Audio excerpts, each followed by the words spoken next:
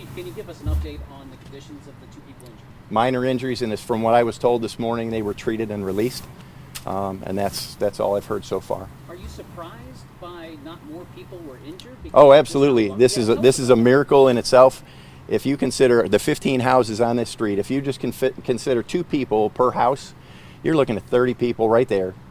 And who's home, who's not home? Everybody has 2 or 3 cars parked in parking lots and garages, and there's some public parking here. We don't know where anyone is. There's some people, there's reports of stories that they walked out of the house after the explosion, had no idea what happened. We were told a story of a gentleman that got blown out of his chair, and he got up and walked outside, and he walked down the street while we were evacuating. The police department, both Twinsburg City Police Department, the Sheriff's Department, and I think Hudson Police Departments were all here evacuating the neighborhoods to make sure that everyone was out of the house. The utilities, they came along and shut the gas off to every single house, as well as the main coming down the street. So this is going to take some time to get back up and running. Yes, sir. Can you confirm for us, is it Unity who had the contractor out here? You know, I don't know for sure. There were a lot of contractors here yesterday by the time I got here. So I know the big companies were here. Enbridge, of course, was overseeing a lot of things, and they were more than compliant with PUCO and the State Fire Marshal Office. Chief, can you take us through the minutes between identifying that there was a problem? Was there evacuation between that and the explosion? What happened? They had held people in place because the wind here was nothing. So the gas is a little heavier than air. It's not mixing well with any wind, and it's just kind of hanging. So they kept everybody in place, and that happened within 2 minutes of them arriving. I mean, 2 minutes of getting out of the vehicle. In fact, they were standing over here where the gentlemen are with the vests on, and that explosion happened. So 2 minutes in that amount of time. Was there any life-saving action between identifying the problem or the problem occurring and the explosion happening? Not that I'm aware of. Okay. There was no notice about that. So it just needed to find an ignition source and have the oxygen level to be just perfect, and away it went. Chief, was protocol followed in this particular case? For which protocol? For the gas leak and then how it was handled? Absolutely. So they identified it. They isolated the area, and Enbridge, like I said, was here right away with their supervisor, identified the situation, and then it exploded. Do you know what sparked? No, have no idea. It could be anything from, big things. It could be a light switch. It could be a sump pump. It could be anything. And we may never know the source. So that's why the investigation is going to be ongoing for a long time. And it may be undetermined. There's so many sources, if you look around, of electricity. So. Were the 2 injured members of the gas company? No, they were residents or visitors in the neighborhood. I do not have ages, I'm sorry. Could you put it into context? When's the last time that you've seen an explosion like this? We see them on the news a lot, but not here. So that was a surprise. There were some neighbors saying that they heard that one of the people injured was because somebody was driving when the explosion happened and it threw them off. I have not heard that. I have not heard that. Yes, ma'am. For the homes that are completely destroyed, was anybody home? Where were they? Have they been contacted? So yes, as a matter of fact, the house that has the origin of with the most damage, they were in contact with the family right away. Somebody heard that they were out camping or away from the home.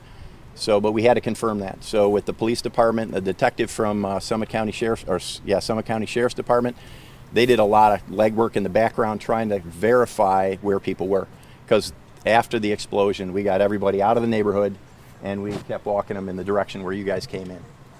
I believe it was said yesterday that 811 had been called prior to them digging. Has that been confirmed? I don't know that for sure, but I see a lot of flags and I see paint all over the place in the neighborhood. So that's what I know. I really can't confirm or deny what happened over there because it ended up being under a roof and part of a neighbor. Do you know if the contractors called ahead of time that 811 number and verified where gas lines were? You know, I don't know, but I can tell you that will come out in the investigation. So. And who's in charge of that investigation? PUCO and the State Fire Marshal's Office. So they are all working together. Yes, ma'am. So for the 1, 2, 3, nobody was home? Nobody was, well, the one to the right. There was someone home to the house on the right. No one was home in the house in the center. And I think a lot of people at home, that don't work in gas, want to know, how does something like this happen? I know it seems like a simple question, but breaking it down for our viewers. No, that's a great question. gas coming down the main coming into this, it's like a lollipop here. So gas has to run around the outside of this little island. It runs at a higher pressure. When it gets off of that and goes down a line to, you'll see the meters on the side of the house, it goes from pounds to ounces. So that reduces it to a usable level for inside the house. So the loop and down the main is a higher pressure, obviously. So they have to maintain all these homes at the same time. And then when there's a leak, It depends on whether it's on the home side or whether it's on the supply side.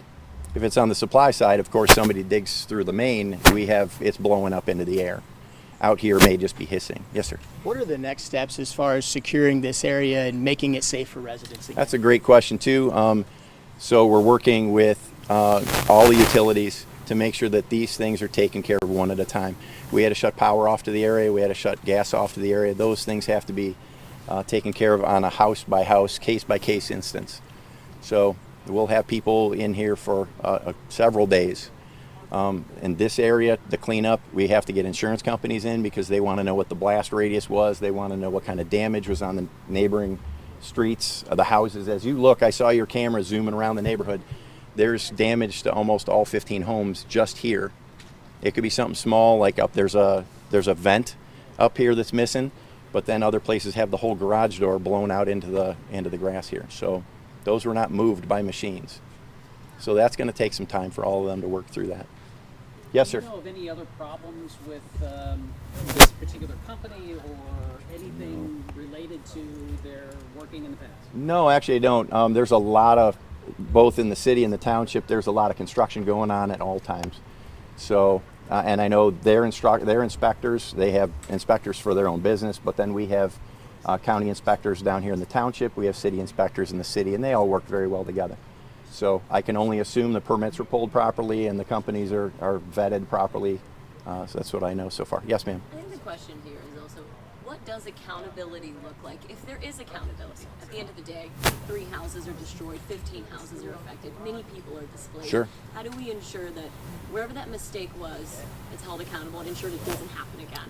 So a lot of those things are put in place from this investigation, though. It's going to be a very thick investigation, obviously. And then there'll be, that investigation will go further into whatever contractors were used or subcontractors or to find out exactly what happened. Any timeline on an investigation? Never. It's always under investigation and the cause right now is undetermined. I know that's not what you guys want to hear, but undetermined at this point. You think weeks, months? It's hard to say. State Fire Marshal, they do a very thorough job, and it can be up to a month or longer depending on the assessment of the damage area. And Chief, can you Yes, sir. confirm, was it first like a big explosion and then subsequent explosions around? Or do From we what know I'm that? told, there was one explosion and it was originating from that house in that area between those two. And then it came across the street. Our crew, our engine crew, was sitting up the street waiting for orders. They had, they were going to come in, but they have the gas company here. So they pulled in right where you were all standing and they started fighting the fire right away. So it was an explosion, fire, and attack right away. So there were crews already looking. Neighbors, the neighbors here in this neighborhood are fantastic. They watch out for one another. In fact, the neighbors on outlying streets came to see if they could help as well. And they were shooed away by the police because they're trying to get everybody out of the area. I know you mentioned in the statement, Yes, sir. a lot of people want to come look at this. Yeah. What's the message to other areas? Stay away. So we've had some people try to jump fences and kind of sneak through the backyards. There is no reason to be here. There's plenty of drone footage out there. You guys are providing great camera footage today, and thank you for being where we got you. It's safe for now, so we want to make sure you guys are getting the information you need.